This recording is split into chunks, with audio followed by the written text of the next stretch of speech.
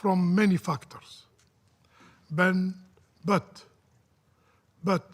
when it is driven or exacerbated by armed conflict, the international community, the Security Council, has a duty to respond swiftly and decisively. Algeria remains fully committed to working with all partners to protect civilians, to uphold international humanitarian law, and to promote just and lasting peace in the world. I thank you. I thank the representative of Algeria for the statement, and I now give the floor to the representative of the Republic of Korea. Thank you, Mr. President. The Republic of Korea commends Sierra Leone for convening this timely debate on the presence of His Excellency Dr. Julius Maada, President of the Republic of Sierra Leone. I also thank the Deputy Secretary General Mohammed, ASG Musia, Special Envoy Mayaki, and Mr. Torero for their insights. Mr. President, the relationship between conflict and food insecurity is interconnected and mutually reinforcing. Helping communities in need requires integrated and holistic approaches that address both immediate requirements and structural causes. In this regard, the Republic of Korea underscores the following three priorities where the international community must take more decisive action. First, ensuring unimpeded humanitarian access and responding to urgent needs. Time and again, we have seen a disturbing pattern of the deliberate obstruction of aid. Notably, humanitarian access has been used as a weapon of war, aid convoys denied, warehouses looted, and relief workers targeted, leaving millions trapped in certain areas declared by the UN as in famine. Recalling Resolution 2417, my delegation urges all parties to conflict to respect their obligation under international humanitarian law, facilitate rapid and unhindered humanitarian access at scale. At the same time, the Council and the international community must support more active, responsive approaches, including cash-based transfer and flexible funding to reach those most in need. We can't allow crises like Yemen become the law, where funding shortfalls have left more than 17 million people facing acute hunger. In particular, the Republic of Korea is implementing REACH initiative, responding with emergency assistance for conflict-affected households in partnership with World Food Program in countries such as Myanmar, Syria, Palestine, and Sudan to alleviate humanitarian crisis.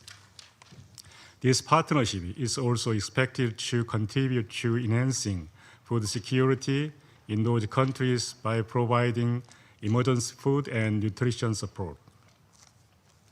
Second, enhancing coordination between the Security Council and other UN mechanisms in addressing food insecurity. In this Sahel region, we witnessed how compounding effects of conflict, climate shocks, and displacement create catastrophic conditions where extremism and terrorism can thrive. Tackling these interconnected challenges demands integrated strategies that bridge the humanitarian development peace nexus.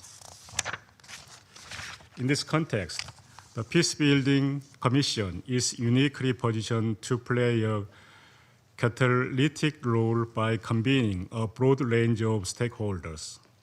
We propose that the PBC organize thematic sessions focused on specific countries or regions facing conflict-related food insecurity, such as Sahel, assembling relevant UN entities, regional organizations, and international financial institutions. Lastly, but not least, strengthening food system resilience. Resilient agri-food system can withstand shocks, reduce communities' vulnerability to manipulation, and prevent local disruptions from cascading into broader instability. This is why building sustainable food system must remain a core concern of this Council and the wider UN membership. In this vein, my delegation welcomes the 2025 Kampala CAADP Declaration, an ambitious roadmap for transforming Africa's agri-food system. In the same guiding spirit, the Republic of Korea proudly supports African countries in localizing and improving rice production by sharing high-yield rice varieties and agricultural technology. Mr. President, in closing, the Republic of Korea reaffirms its unwavering commitment to combating the scourge of food insecurity in communities where they matter most. Thank you. I thank the representative of the Republic of Korea for the statement. And I'll give the floor to the representative of the United Kingdom. Thank you, President. I welcome Your Excellency, President Bio, to the Council, and I thank Sierra Leone for convening this important debate. I also thank DSG Mohammed, ASG Masuya, Dr. Mayaki, and Mr. Terrero for their frank and sobering briefings. Colleagues, famine in the 21st century is not a natural disaster. It is a man-made tragedy. The evidence is clear. Nearly 300 million people face acute food insecurity, most in countries affected by conflict. Across Sudan, Gaza, the Sahel, Yemen, and Myanmar, conflict has devastated harvests, shattered supply chains, and uprooted families from the land they depend on. I'll make 3 points. First, the Security Council has a responsibility to address conflict, to prevent escalation, and to support efforts towards inclusive and sustainable peace. We have the tools. Resolutions 2417 and 2573 are unequivocal. Starvation as a weapon of war and attacks on civilian infrastructure are unacceptable. We urge all member states to strengthen monitoring, reporting, and accountability for violations, and to uphold their obligations under these resolutions. Second, international humanitarian law must be upheld. The United Kingdom calls on all parties to conflict to comply fully with international humanitarian law and allow rapid, unimpeded humanitarian access. When aid is blocked or delayed, it is the most vulnerable who suffer first.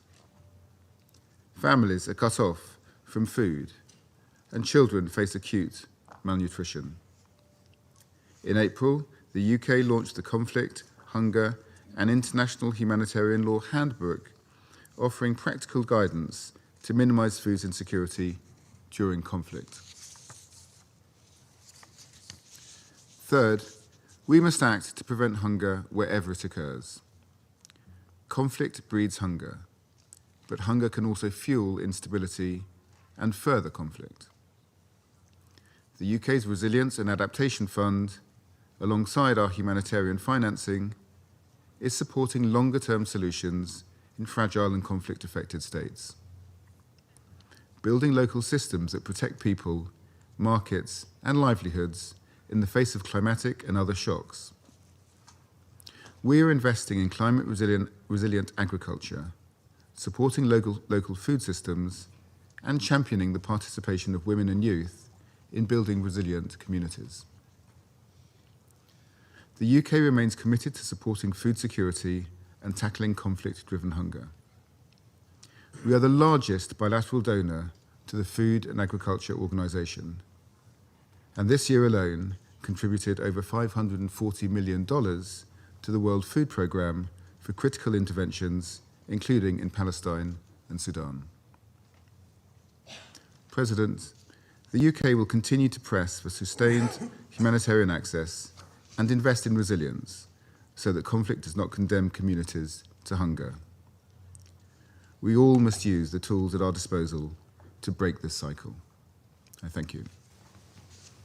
Thank the representative of the United Kingdom for the statement, and I now give the floor to the representative of Slovenia. Thank you, Mr. President. And we would like to thank Sierra Leone for organizing this open debate today. And we thank you, President Maada for chairing the meeting and thus for elevating the importance of conflict-induced hunger for global peace and security. We thank all briefers for their insight. Colleagues, serving as the informal co-focal point on conflict and hunger with Guyana, we feel we encountered acute food insecurity too many times during our tenure.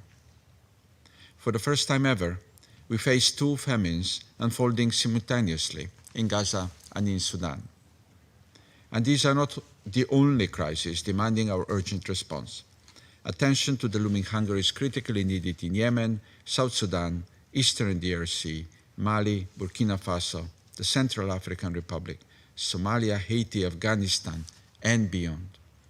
The interplay of climate and conflict continues unleashing the perfect storm on the already vulnerable populations. My first message today is on the need to globally enhance the respect of international humanitarian and human rights law, the clearest tool we have to prevent conflict-driven hunger. Armed conflict does not inevitably produce famine. Disrespect for international humanitarian law and this Council's resolution does. Through siege tactics, destruction of agricultural system, obstruction of aid, or attacks on markets, water systems, and transport routes, the result is predictable: starvation, disease, displacement, and the collapse of people's ability to feed themselves. When starvation as a weapon of war continues with impunity in one conflict, erosion of respect for international humanitarian law is inevitable in all the others. As a consequence, we are confronted with the largest number of starving civilians in conflicts. My second message is on the role of this Council and the tools at its disposal. Over the past year, through numerous informal briefings convened by Slovenia and Guyana with partners, one lesson has stood out clearly: knowledge shapes this Council's action. And through multiple extraordinary Council meetings requested by our delegations, we have seen that action. Even the smallest of steps saves lives.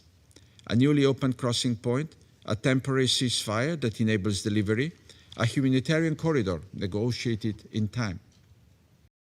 This Council should systematically benefit from regular reporting and early warning data. The United Nations and its partners, especially the Global Network Against Food, must continue to use this chamber to sound the alarm.